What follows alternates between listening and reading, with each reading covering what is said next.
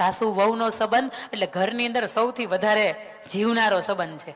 તમે એક પાત્રની સાથે લગ્ન કર્યા પણ એ પાત્ર કમાવા માટે જાય એટલે સૌથી વધારે રહેવાનું ક્યાં? તો કે હા હોબાની યારે. તમે સમજો, એક શ્રદ્ધા નામની દીકરી છે ને, એના લગ્ન થયા અને પરણીને સાસરે આવી 6 મહિનાનો સમય થયો એટલે બા છે ને એક વખત થાંભલીને કોરે બેઠા હતા. દાદા હાંજે આવ્યા એટલે એને પૂછ્યું, ચિંતા છે કાંઈ, કંઈક તકલીફ છે? તારું મોઢું જોઈને મને એમ લાગે છે કે આમ કંઈ મજા ન આવતી હોય એવું. તો કે હા તમે પૂછ્યા છે, તમે પૂછ્યું છે ને એટલે હું કહી દઉં તમને. એટલે એને પૂછે કે વહુ બરોબર નથી હાંચવતી? તો કે હાંચવે છે. જેમી નથી આજે? તો કે જેમી છું. તો કે તો આ ચિંતાનું કારણ શું છે? અને ત્યારે એ બા બોલે, એ સસરાને જવાબ આપે છે સાંજે કે લગ્નના 6 મહિના થયા. 6 મહિના પહેલો દીકરો રવિવાર આવતો ને ઘરે રહેતો ને તો પૂછતો કે બા ક્યાંય જવું છે? ચારધામની યાત્રા કરવી છે? તાર દ્વારકા જવું? તાર સોમનાથ જવું? તાર ઘરને આંગણે અંબાજી છે એના દર્શને જવું છે? તો દીકરો આપણને પૂછતો. આ લગ્નના 6 મહિના થયા ને પછી તો રોજ સાસરીમાં જવાનું એનું ઊભું હોય. રવિવાર થાય એટલે કાંઈક ને કાંઈક એના પ્રસંગો ઊભા હોય. મને એમ થાય છે કે લગ્નના 6 મહિના પછી આપણો દીકરો અડધો એનો થઈ ગયો છે. તમે સમજો. અને પછી દાદા બહુ મજાની વાત કરે છે, બા સાંભળવા જેવી છે. એ દાદા બહુ સરસ મજાની વાત કરે છે. બા સાંભળજો કાન ખોલીને. વાતની અંદર એને એવું કીધું કે શ્રદ્ધા તારું ધ્યાન નથી રાખતી?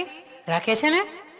શ્રદ્ધા તને હાથ પકડીને ચારધામની યાત્રા નહોતી લઈ ગઈ હતી ને? તારા ગોઠણ દુખતા હતા તો શ્રદ્ધા તારા માટે ઓલા ગોઠણના મોજા નથી લઈ આવી છે ને? તને રોજ પગ દુખે તો શ્રદ્ધા તને ગરમ પાણીના પગની અંદર મીઠું નાખીને ઘડીક તને બેસવાનું કહે છે ને પછી તને પગ ચોળી દે છે. આવું નથી કરતી? તો કે એ રાખે છે. તને ગરમા ગરમ ભાખરી નથી જમાડતી? અરે બધું કરે છે, પણ શ્રદ્ધા તો બહુ ડાહી છે. 6 મહિનાની અંદર આપણો દીકરો અડધો થઈ ગયો એ તને દેખાય છે. 6 મહિનાની અંદર વહુ આખી આપણી થઈ ગઈ, તને એ નથી દેખાતી? વાંધો અહીં છે. આખી જિંદગી તમે એમ જ કહો કે તું તો મારી થઈ જ નથી.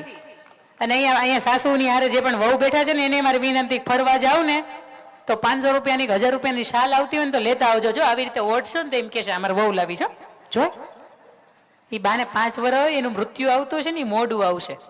એ બાટા ગોઠણના મોજા લાવી જ દેજો. અત્યારે લગભગ બા બેઠા છે ને બધાને, જો આ ખુરશી ઉપર બેઠા છે ને બધાને ગોઠણ દુખે છે. એટલે આ વહુને ઘરે હાથ જોડીને, 2 હાથ જોડીને વિનંતી છે કે ઓનલાઈન સર્ચ કરજો કે ગોઠણના મોજા ની કેપ કેટલા રૂપિયાના આવે છે. 500 રૂપિયાની પૂરી નહીં આવે. પણ એ બાને તમે કહો ને બા તમારા માટે હું એક સરપ્રાઈઝ લાવી છું, અને બાના એમાં 2 પિયરિયા આવ્યા હોય ત્યારે એમ કહેવાનું કે બા તમારા માટે એક સરપ્રાઈઝ છે, આપું? તો બા એમ કે હા આપો ને. કારણ કે સાસુબા છે ને એ બોલે, હા ભાઈ એ બોલે.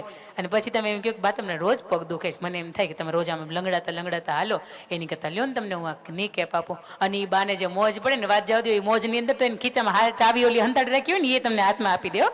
હા, બાની આટલી બધી મોજ છે. સૌથી ભોળામાં ભોળા હોય ને તો હાહુ. અને છતાંય આપણે એમ કહી, શું કહી ખબર?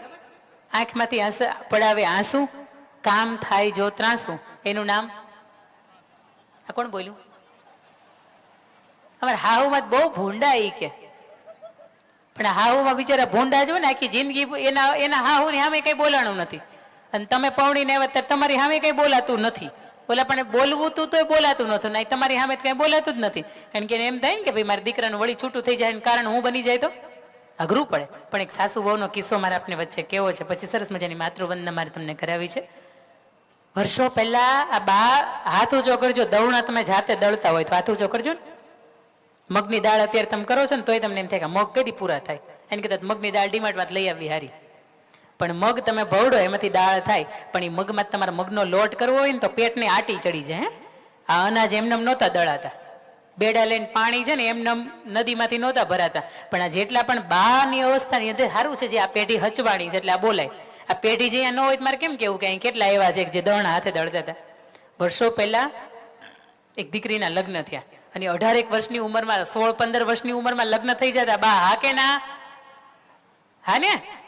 એ સમયની અંદર નાનેથી લગ્ન થઈ જતા. અને પપ્પાને આવા કોઈ કામ ન કર્યા હોય ને ડાયરેક્ટ ને એક તો હાડી પહેરવાની, એક તો એ 5 મીટરની હાથમાં હાડી રહેતી ન હોય અને એ આખી હાડી પહેરીને ઘૂમડ તાણીને આખો દી કામ કરવાનું. હાહુબાની અમે બોલવાનું નહીં. એ પતિ જો સાંજે આપણે જાગતા હોય ને ઘરે આવી ગયા હોય ભાગની વાત, નકર બીજા દી ડાયરેક્ટ ખબરમાં ઉઠીને મોઢું એનું જોવાનું. કારણ કે કામથી ક્યાંક ગયા હોય, ભજન મંડળીની અંદર વયા ગયા હોય, સંતવાણીમાં વયા ગયા હોય, રાતનું વાળું કરવા માટે, વાહુકું કરવા માટે ગયા હોય, પાણી વાળવા માટે ગયા હોય, તો ન એનું જોવા મળતું. અને અત્યારે રોજ સાંજે ઘરે આવે છે ને એટલે તમે કિંમત નથી કરતા એને. બાકી 5 દી એ પાણી વાળવા જાય ને તો 6ઠા દી તમને એમ થાય કે માઈ ગયું કામ, હાલો આપણે એને હારે જઈ. આપણે ઉપડી જઈએ એની યારે, એક અડધું ઈ કરશે ને આપણે અડધું ઈ કરશે, કે એનો સમય જ આપણને મળતો નથી. એક સમય હતો કે જ્યારે પતિ સાંજે જોવા હોય ને તો એના ઘરે ચહેરા ન દેખાતા. એ 16-17 વર્ષની ઉંમર અને દીકરીના લગ્ન થયા ને બરાબર એને ઘંટીએ અનાજ દળવાનું કામ એને હાહુબાઈ ચીંધું કે આવતીકાલથી કે આખી જિંદગી મેં કર્યું છે, હવે તમે પૌણીને આવ્યા છે એટલે કામ તમારે કરવાનું છે. અને આખા ઘરનું 10-12 જણાનું અનાજ દળે ને ત્યાં પેટમાં આટી ચડી જાય. અને હવાર હાંજ બપોરને 3 ટાણા ખાવા જોઈએ એટલે એક વખત બાજરીનો વારો આવે ને એક વખત ઘઉંનો વારો આવે ને એક વખત પાછો જુવારનો વારો આવે ને એક વખત મકાઈનો વારો આવે. આટી ચડી જાય પેટની અંદર. 8-10 દી સુધી કામ આવેલું. 10 દિવસ થયા ને એટલે દીકરાને વહુને તાવ આવ્યો, કારણ કે આટલું બધું કામ તો કર્યું નહોતું. હવારમાં વહેલા ઉઠીને 3 ભેહું ધોવાની, વાહિદા કરવાના, નીણું નાખવાની, શિરામણ બનાવવાનું, વળી પાછું પાણી ભરવા જવાનું, વળી પાછું ભેં ધોવાની, સાંજે એની નીણ આવવાની હોય તો એ બધું વાઢવા કાપવા ખોદવા જવાનું. કેટલા બધા કામ હતા જેની અંદર બહેનો અટવાયેલા રહેતા હતા. અત્યારે સવારથી સાંજ સુધીમાં એક જ કામ છે, ઉડાડો 1 મિનિટમાં 35 વખત ફેરવો, 38 વખત ફેરવો. આ એક જ કામ છે. અને એ રિસર્ચ આવું કહે છે કે 1 મિનિટમાં તમે 38 રીલ્સ જોવો છો. હું નથી કહેતી તમને, કારણ કે આપણે એવું ક્યાંય ટકતા જ નથી. અને અમારે જેવાને કંઈક વિડીયો આવો ને તમે ટકી જાઓ. હમણાં ઋષિકેશભાઈ ગયા ને ત્યારે કહેતા હતા કે અમારે રીલ જોતા હોય ને ત્યારે એમ થાય કે ઘણી જોઈ, પણ બેન તમે આડા આવો ને કે તમારે ગમે એટલો લાંબો વિડીયો ને તો હું સાંભળું. એટલે મને એમ થાય કે ના ના એવા માણસો સાંભળે જ છે, વાંધો નથી. એને કંઈ જરૂરી નહીં હોય છતાં એ સાંભળતા હશે, કારણ કે ક્યાંક આવા ઉદાહરણ દેવા થાય ને એટલા માટે. પણ એ સાસુ વહુની મારે વાત કરવી છે. દીકરાની વહુને તાવ આવી ગયો એટલે સાસુભાઈ એવું કીધું કે તમે સેવામાંથી છૂટા તમે તાર થઈ જાઓ, 5-15 દી આરામ કરી લો પછી આવજો. પણ જે છેલ્લો દિવસ હતો અને બરાબરનો તાવ ભરાણો હતો ત્યારે એના દિયર હતા ને એ શિયાળાના સમયની અંદર હાની પીલાવવા માટે જતા હતા, તલનું તેલ કઢાવવા માટે જતા હતા. એટલે દિયરને કીધું કે ભાઈ તમે જાઓ છો મારા હાથે થોડીક હાની લેતા આવશો? હા ભાભી લેતો આવીશ. બપોર પછીના 3-4 વાગ્યાનો સમય અને વાટકાની અંદર થોડીક એવી જબલાની અંદર એને હાની આપી અને વાટકાની અંદર મૂકી દીધી. હાહુબાને પૂછ્યા વગરના ગોળ અડાય નહીં, ગળપણ અડાય નહીં. અને અત્યારે ઢેફલા ઉલાડો ને તોય હાહુબા બિચારા સામું જોતા રહી જાય, આમ કે હમણાં મન દે પણ હાહુબાને દે નહીં. હાહુબાને એમ કે બા તમારે ખાવું હતું તો લ્યો, હવે ઊભા તૈયાર છો લેતા હોય ને તમે યારે, પણ હવે હું તમે ત્યાં ઝાપટી ગયા હોય, ડબલાની અંદર માંડ 1-2 વધ્યા હોય. પણ એક સમય હતો કે જ્યારે તમારે ગોળ ખાવો હોય ને તો સાસુબાને પૂછવું પડતું. દીકરાની વહુને એવું થયું કે મારે હાહુને કેમ મારે પૂછવું? લગ્નના 15-17-20 દિવસ હજી થયા છે અને સાસુને પૂછી કહું ને સાસુ ગામને એમ કે બીજા આવશે ને ત્યારે કે મારે બહુ ખાધોકડી બહુ છે, એને પૂછાય નહીં. એનું હાહુનું માથે ઓઢવું પડતું હતું. એ હાની હતી ને વાટકાની અંદર બરાબર દબાવી ઢાંકી અને મૂકી રાખીને બીજેથી સાસુબાઈ હુકમ કર્યો તમને તાવ આવ્યો છે ને એટલે હવે અનાજ હું દળીશ, તમારે દળવાના નથી. દીકરાને બહુ બિચારી 3-4 વખત રાતે ઊભી થઈ હાની વાટકો ત્યાંથી લઈ આવું, પણ 3-4 વખત હાહુબાઈ જાગ્યા. હાહુબાઈ એવું કે તબિયત બરોબર નથી લાગતી, બહુ બેટા હોઈ જતું. અને પછી હવે તો એ અનાજ ભંડારની અંદર જવાનું બંધ થઈ ગયું.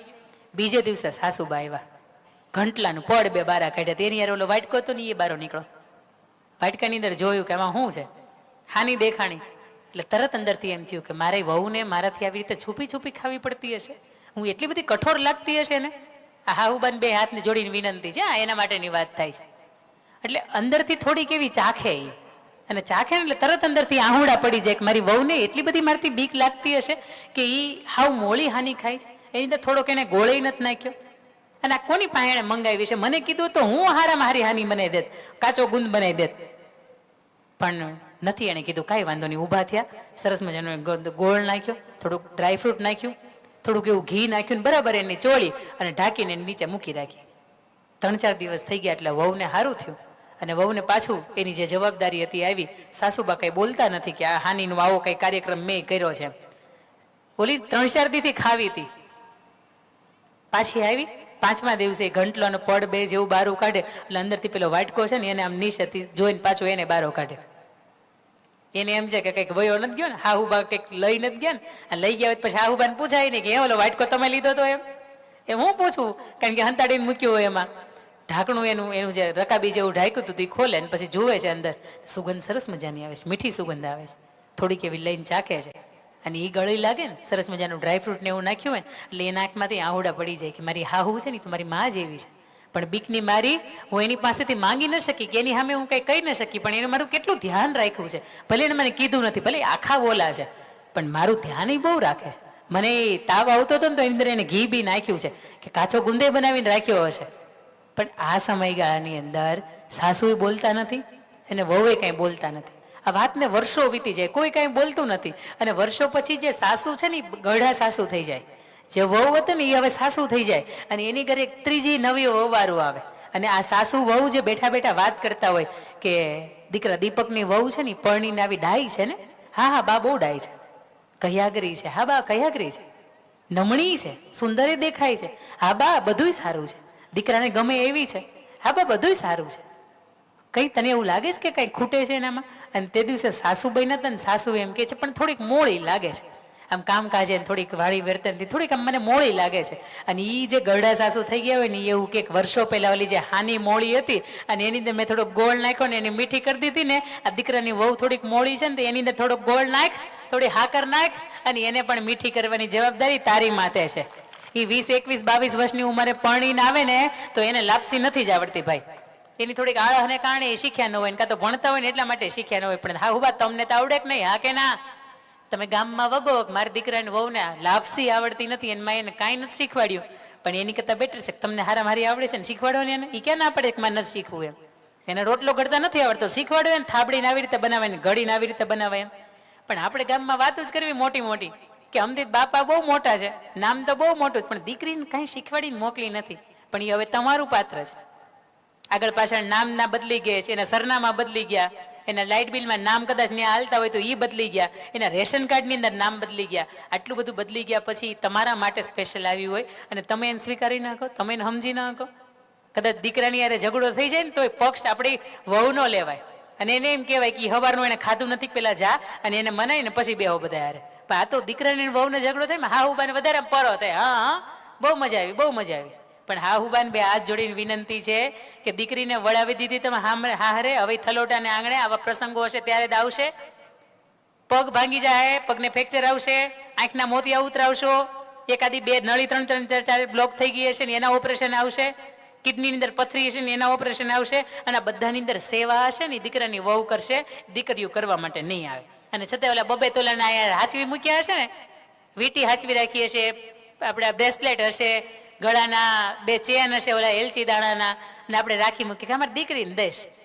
ઓલી મરી ગઈ બિચારી કામ કરી કરીને, તમારું ઢવડીને દ્યો ને એને, દ્યો ને એને, તો તમે હાહુ તરીકે હારા લાગશો ને. ઈ હાથ પેઢીને એવું કહેતી જાય હાહુ કંટા ન હોય, હાહુ હારા હોય. પણ આવા આપણે બનીએ ને તો આપણે એવું બનવું નથી. હાહુ માથે 2 શિંગડા છે.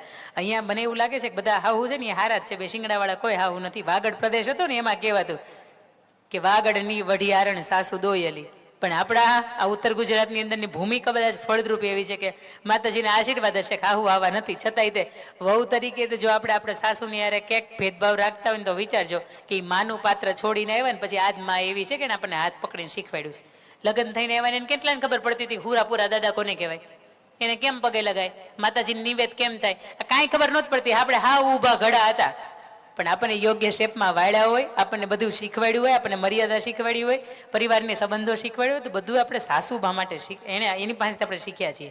એટલે એના સાસુની યારે તો એ બીતા હતા, પણ તમારથી બી નો રહે ને. આની જવાબદારી ખાસ કરીને આજની દીકરીઓ જે પરણીને જે સાસરે જાઓ છો ને આપને મારે સોંપવી છે.